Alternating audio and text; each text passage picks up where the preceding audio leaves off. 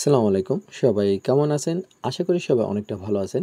আজকের ভিডিওর মাধ্যমে আপনাদের সাথে আলোচনা করব আমাদের এই ডিজাইনে ম্যানুয়াল সার্ভারে কিভাবে টাকা অ্যাড মানি করতে হয়। তো আজকের ভিডিওটা ফুললি কন্টিনিউ করলে যারা আমাদের কাছ থেকে এই ডিজাইনে ম্যানুয়াল সার্ভার নিয়েছেন তারা একদম স্পষ্টভাবে বুঝতে পারবেন আপনি একটা অ্যাডমিন হয়ে কিভাবে এই অ্যাপ্লিকেশন ম্যানুয়াল সার্ভারে অ্যাড মানিটা কিভাবে কন্ট্রোল করেন। আমরা চেষ্টা করব আপনাদের এই ভিডিওর মাধ্যমে অ্যাড মানি সম্পর্কে সকল কিছু বোঝানো। আর হ্যাঁ, যাদের এই ডিজাইনে ম্যানুয়াল সার্ভার প্রয়োজন হবে তারা অবশ্যই আপনি আমাদের সাথে হোয়াটসঅ্যাপ অথবা টেলিগ্রামে কন্ট্যাক্ট করে একদম কম খরচে এই ডিজাইনে ম্যানুয়াল সার্ভার তৈরি করে নিতে পারেন। আমাদের সাথে কন্ট্যাক্ট করার জন্য এই ভিডিও ডিসক্রিপশন বক্সে অথবা কমেন্ট বক্সে আমাদের হোয়াটসঅ্যাপ কন্ট্যাক্ট নাম্বারটা দেওয়া আছে। আর অনেক ক্লায়েন্টই আছে বাইরের কান্ট্রিতে বসে এই ধরনের একটি সার্ভার নিয়ে বিজনেস করতে চাইতেছেন। অটো অ্যাড মানিতে আপনাদের ঝামেলা হইতেছে বা আপনাদের কাছে বিকাশ নগদের সিম রাখতে পারতেছে না, তারা চাইলে ম্যানুয়াল সার্ভার নিয়ে বিজনেস করতে পারেন একদম সহজেই। আমাদের এই ভিডিওটা কন্টিনিউ করলে তাহলে আপনারা বুঝতে পারবেন এই সার্ভারে কীভাবে টাকাটা অ্যাড মানি করা হয় বা কীভাবে এই সার্ভারে ম্যানুয়ালভাবে কন্ট্রোল করতে হয়।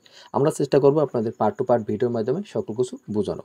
তো দেখেন এখানে আমাদের ব্যালেন্স কিন্তু একটা সিস্টেম অ্যাকাউন্ট ব্যালেন্সের উপরে যদি ক্লিক করি আমাদের ব্যালেন্সে টাকা আছে 450 টাকা। আমি এখন 500 টাকা অ্যাড মানি করে দেখাবো কীভাবে কী করে এগুলো সম্পর্কে। তো আমি অ্যাড মানি করার জন্য অ্যাড মানির উপরে যদি আমরা একটা ক্লিক করি আমাদের এই পেজে নিয়ে আসবে। তো সাধারণত এখানে দেখেন আমাদের কিন্তু যেই নাম্বারে টাকা অ্যাড মানি করবে নাম্বার কিন্তু শো করে নাই। আমরা যদি বিকাশের উপরে ক্লিক করি সাথে সাথে দেখেন বিকাশ অ্যাকাউন্ট সিলেক্ট করা হয়েছে আর এখানে দেখেন আমাদের বিকাশ নাম্বারটা চলে এসেছে। আমরা যদি এই কপি বাটনের উপরে ক্লিক করি দেখেন আমাদের নাম্বারটা কপি হয়ে গেছে।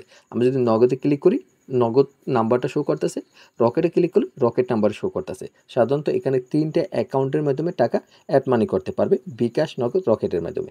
এখন বলতে পারেন যে আমরা যে এই যে অ্যাকাউন্ট নাম্বারটা এটা আমরা কোথা থেকে বসাইছি, এটা বসানোর জন্য যখন আপনি আমাদের কাছ থেকে একটি সার্ভার তৈরি করে নেবেন তখন আমি আপনাদের একটি অ্যাডমিন প্ল্যান দেবো। ওই অ্যাডমিন প্ল্যানটা আপনারা ওপেন করবেন পাসওয়ার্ড দিয়ে। আমি আগেই পাসওয়ার্ড দিয়ে লগ ইন করে হোম পেজে আসি। তো এখানে আসার পর অ্যাপস ইনফো এখানে একটা ক্লিক করবেন। এখানে ক্লিক করার পর অ্যাপ সেটিং একটা ক্লিক করবেন। অ্যাপ সেটিং ক্লিক করার পর এডিটে ক্লিক করবেন।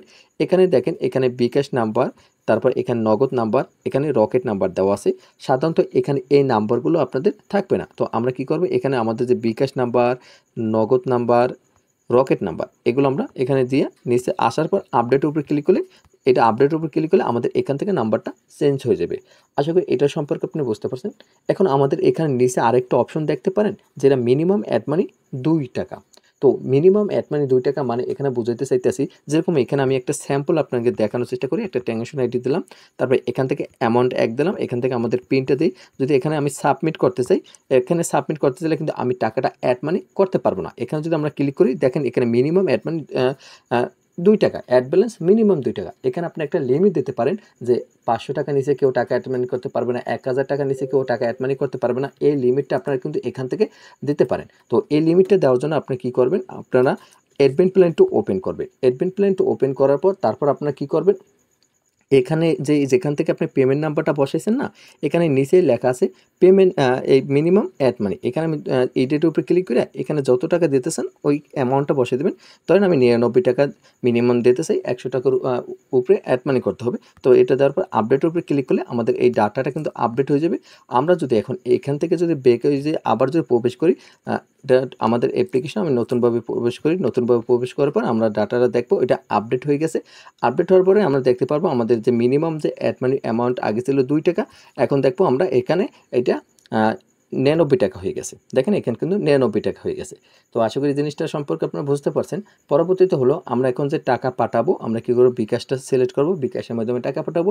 টাকা পাঠানোর পর নাম্বারটা কপি করবো। ধরেন ক্লায়েন্ট নাম্বারটা কপি করছে বা সকল কিছু করার পর তারপর টাকা পাঠাইছে। টাকা পাঠানোর পর এখান থেকে একটা ট্রানজাকশন আইডি দিয়ে দিলাম। দেওয়ার পর আমরা কি করব, এখান থেকে ট্রানজাকশন আইডি দেওয়ার পর আমরা কত টাকা পাঠাইছি ওটার একটা অ্যামাউন্ট দিতে হবে। ওটার অ্যামাউন্টটা আমরা এখানে বসাবো। ধরেন আমরা 500 টাকা পাঠাইছি। তো 500 টাকা পাঠার পর এখানে একটা পিন দিতে হবে। আমাদের অ্যাপ্লিকেশনে প্রবেশ করার সময় যে পিন দিয়ে লগ ইন করি আমাদের মাই পিনটা, ওই পিনটা দিতে হবে। এখানে যদি কেউ ভুল পিন দিয়ে টাকা অ্যাড মানি করতে চায় লেখা হবে যে ভুল পিন। তো এখানে আমরা সঠিক পিনটা দেবো। সঠিক পিনটা দেওয়ার পর যদি আমরা সাবমিট অর্ডার উপর একটা ক্লিক করি, এখানে ক্লিক করার পর আমাদের একটু লোডিং দেবে। লোডিং দেওয়ার পর দেখুন আপনার অ্যাড ব্যালেন্সটা রিকোয়েস্ট আমরা পেয়েছি, আপনি একটু দয়া করে অপেক্ষা করেন। আর যখন আমি টাকাটা পাঠাবো, টাকাটা পাঠানোর সাথে সাথে কিন্তু আমাদের অ্যাডমিন প্ল্যান একটা নোটিফিকেশন চলে আসবে যে বিকাশের মাধ্যমে 500 টাকা পাঠাইছে, সময় এত, আপনি ব্যালেন্সটা চেক করে অ্যাড মানি করে দেন। এরকম একটা নোটিফিকেশন আপনাদের অ্যাডমিন প্ল্যান চলে আসবে। আপনাদের ডাটাটা অন থাকলেই হবে, তাহলে আপনি বুঝতে পারবেন যে আপনার কাছে একটা ক্লায়েন্ট টাকা পাঠাইছে। তো এখন এই যে ক্লায়েন্টের টাকা পাঠাইছে এটা সাকসেস হয়েছে না হয়েছে, টাকা পাঠানোর সাথে সাথে কিন্তু ব্যালেন্সে টাকা অ্যাড হবে না, এটা একটা রিকোয়েস্ট আপনার কাছে যাইবে, এটা পেন্ডিংয়ে পড়ে আছে। তো এটা দেখার জন্য হিস্ট্রিতেও যদি আমরা একটা ক্লিক করি, এখানে ক্লিক করার পরে সর্বপ্রথমেই আছে অ্যাড ব্যালেন্স হিস্টোরি, এখানে যদি ক্লিক করি আমরা যে মাত্র 500 টাকা বিকাশের মধ্যে পড়েছে এটা কিন্তু হিস্টোরি এখানে পড়ে রয়েছে, আমরা কিন্তু এই হিস্টোরি এখান থেকে আমরা দেখতে আসি, সকল কিছু এখানে দেখতেছি। তো এখন আমরা কি করব, আমাদের অ্যাডমিন প্ল্যানটা ওপেন করব।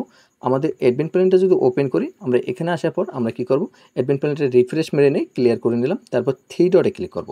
থ্রি ডটে ক্লিক করার পর আমরা এইমাত্র কী করলাম, অ্যাড মানি করলাম, তার মানে একটা পেমেন্ট রিকোয়েস্ট আছে পেন্ডিংয়ে পড়েছে, সর্বপ্রথমে লেখা আছে পেমেন্ট পেন্ডিং হিস্ট্রি, এখানে যদি ক্লিক করি এইমাত্র যে টাকাটা পাঠাইছি এই দেখেন এই বিকাশের মাধ্যমে ট্রানজাকশন আইডি সকল কিছু। এখন আপনারা কী করবেন, আপনি যদি বাংলাদেশে থাকেন তাহলে তো আপনার কাছে অবশ্যই সিমটা আছে বিকাশে, ওই সিমটা মনে করেন আপনি চেক করে দেখবেন যে টাকা বিকাশের মাধ্যমে টাকাটা আসে কিনা বা ট্রানজাকশন আইডিটা মিলিয়ে দেখবেন যে সঠিক আছে কিনা। আর যদি আপনি বাইরে কান্ট্রির বসে যদি অ্যাপ্লিকেশনটা ইউজ করে থাকেন তাহলে আপনি কী করবেন, বাংলাদেশে যে পেমেন্ট নাম্বারটা বসাইছেন তাদের ফোন দিয়ে বলবেন যে দেখো তো এই ট্রানজাকশন আইডির সাথে এই কয় টাকা আসছে কিনা আপনি একটু চেক করে আমাকে জানান। যদি সঠিক টাকা আসে তাহলে আপনি কী করবেন, সাকসেস উপরে ক্লিক করবেন। আর যদি টাকা না আসে, ধরেন এখানে তো আনলিমিটেড রিকোয়েস্ট পাঠাইতে পারেন, অনেক গ্রাহক আছে না, একটু দেখি চেক করে যে টাকাটা অ্যাড করে দেয় কিনা, এই জন্য আপনারা এখানে করতে পারেন কি, যে টাকা পাঠান নাই, ধরেন টাকাটা রিসিভ হয় না, আপনি কী করবেন, বাতিল উপরে ক্লিক করবেন। ক্লিক করার পর কেন টাকাটা আপনি বাতিল করতে আছেন, কী কারণে, আপনি ডাইরেক্ট লিখে দেবেন যে আমি টাকা রিসিভ করিনি, এরকমভাবে ডাইরেক্ট লিখে দেবেন যে আমি টাকা রিসিভ করিনি। তো আমরা যদি লিখে দিই যে আমি টাকা রিসিভ করিনি, তো আমরা এইভাবে লিখে দেব রিসিভ করিনি। তো তো যাই হোক এটা আমি লিখে দিয়েছি, ভয়েস চলতে আছে। তো তো ধরেন এইরকম একটা জিনিস আপনার লিখে দেবেন। তো লেখার পর আপনি এই যে অর্ডার বাতিল উপরে যদি ক্লিক করেন, বাতিল উপরে ক্লিক করার পর অর্ডারটা বাতিল হয়ে যাবে। বাতিল হওয়ার পর এখান থেকে এখানে কিন্তু অর্ডারটা কিন্তু কিছু দেখে না, এখানে কিন্তু ফাঁকা রয়ে গেছে। তাহলে এটা কোথায় চলে গেল, এটা তো হিস্ট্রি আপনার কাছে থাকা দরকার, তাই না? তো এই পেমেন্ট হিস্ট্রি বাতিল, এখানে যদি ক্লিক করেন বাতিল অর্ডার যদি ক্লিক করেন, দেখেন এটা কিন্তু বাতিল হয়ে গেছে। আমরা যদি আমাদের ইউজার অ্যাপ্লিকেশন ওপেন করি, যদি ব্যালেন্স চেক করি, দেখবো আমাদের ব্যালেন্সে কিন্তু 450 টাকাই আছে, নতুন করে কোনো ব্যালেন্সে টাকা অ্যাড হয় নাই, কারণ আমি ওটা তো বাতিল করে দিয়েছি। আমরা যদি হিস্ট্রি আসি, অ্যাড ব্যালেন্সে যদি আসি, দেখেন এটা কিন্তু বাতিল হয়ে গেছে। আমরা যদি এখন আবার অ্যাপ্লিকেশন ঢুকি, এখন বলতেন ভাই ওইটা আপনার আবার নতুনভাবে ঢুকে গেলে, কারণ অ্যাপ্লিকেশন তো একটু রিফ্রেশ হইতে হবে, তাই না? তো এখানে আমরা যদি ঢুকে এখন যদি দেখি, এইগুলো কিন্তু একদম লাইভ করে দেখাইতেছে, আপনারা মনে করতেন যে স্কিপ করতেছে, এমন না। দেখেন এটা কিন্তু এখন ক্যান্সেল হয়ে গেছে, দেখেন এটা কিন্তু ক্যান্সেল হয়েছে, রিসিভ করিনি, এটা কিন্তু হিস্ট্রি কিন্তু লেখা চলে এসেছে যে এই দেখেন আমি যে হিস্ট্রিটা লিখলাম এটা কিন্তু এখানে চলে এসেছে যে কী কারণে আমি বাতিল করছি। তো আশা করি এই জিনিসটা বুঝতে পারছেন। এখন আমি আপনাদের একটা সাকসেস করে দেখাবো, আমি আবার টাকা অ্যাড মানি করি, আমি আবারও দেখাই আমাদের ব্যালেন্সে কত টাকা আছে। আমি এখান থেকে ব্যাগে আসি, দেখেন 450 টাকা আছে, আমি এখান থেকে একটু বিকাশ সিলেক্ট করলাম, তারপর এখানে আমাদের যে নাম্বারে টাকা পাঠাইছি ওই নাম্বার ট্রানজাকশন আইডি এখানে বসাই দিলাম, এখানে অ্যামাউন্ট বসালাম 500 টাকা, এখান থেকে পিনটা বসাই দিতেছি, বসানোর পর সাবমিট অর্ডার উপরে একটা যদি ক্লিক করি, ক্লিক করার সাথে সাথে কিন্তু আবারও আমাদের কাছে একটা নোটিফিকেশন চলে আসবে যে আমরা এইমাত্র যে টাকা পাঠিয়েছি, দেখেন নোটিফিকেশন চলে আসে। আমরা যদি এখন এখানে আসি, আমাদের অ্যাপ্লিকেশনটা যদি আমরা চেক করি, চেক করার সময় তারপর এখানে আসবো, আসার পর আমরা সাকসেসের উপরে ক্লিক করবো, সাকসেস উপরে ক্লিক করার পর একটু লোডিং নেবে, লোডিং নেওয়ার সাথে সাথে কিন্তু আমাদের এটা সাকসেস হয়ে গেছে। এখন সাকসেস হওয়ার পর আমরা সাকসেসের হিস্ট্রি দেখার জন্য পেমেন্ট সাকসেস বাতিল এখানে যদি ক্লিক করি, দেখেন এটা কিন্তু সাকসেস হয়ে গেছে। সাকসেস হওয়ার পর আমরা যদি এখন আসি, তারপর এখানে যদি আমরা ব্যালেন্সটা চেক করতে চাই, ব্যালেন্সটা চেক করার জন্য আমরা দাঁড়ান একটু সময় আমাদের অ্যাপ্লিকেশন একটা লোড নেই, দেখেন আমাদের ব্যালেন্সে কিন্তু টাকাটা অ্যাড হয়ে গেছে। দেখেন 350 টাকা থেকে 450 টাকা থেকে আমাদের 950 টাকা হয়ে গেছে, কারণ 500 টাকা আমাদের কিন্তু সাকসেস করার সাথে সাথে ব্যালেন্সে টাকা অ্যাড হয়ে গেছে। আমরা যদি এখানে আসি, এখানে আসার পর দেখেন আমাদের অর্ডারটা সাকসেস হয়ে গেছে, দেখেন এটা কিন্তু সাকসেস স্টোরি আসতেছে। তো আশা করি ম্যানুয়াল অ্যাপ্লিকেশনে অ্যাড মানি সম্পর্কে আপনি একদম ক্লিয়ারভাবে সকল কিছু বুঝতে পারছেন।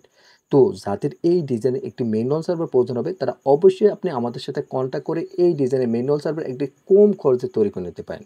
আমাদের সাথে কন্ট্যাক্ট করার জন্য এই ভিডিও ডিসক্রিপশন বক্সে অথবা কমেন্ট বক্সে আমাদের হোয়াটসঅ্যাপ কন্ট্যাক্ট নাম্বার দেওয়া আছে, ওখান থেকে আপনি আমাদের সাথে যোগাযোগ করে একদম লো প্রাইসে সার্ভারটি তৈরি করে নিতে পারেন। আর আপনি যদি আমাদের ইউটিউব চ্যানেল নতুন দর্শক হয়ে থাকেন, অবশ্যই আপনি আমাদের ইউটিউব চ্যানেলটি সাবস্ক্রাইব করে পাশে থাকা বেল আইকনটি বাজিয়ে দেবেন, পরবর্তী ভিডিও ছাড়ার সাথে সাথে যেন আপনাদের কাছে নোটিফিকেশন চলে যায়। তো সবাই ভালো থাকেন, সুস্থ থাকেন, আল্লাহ হাফেজ।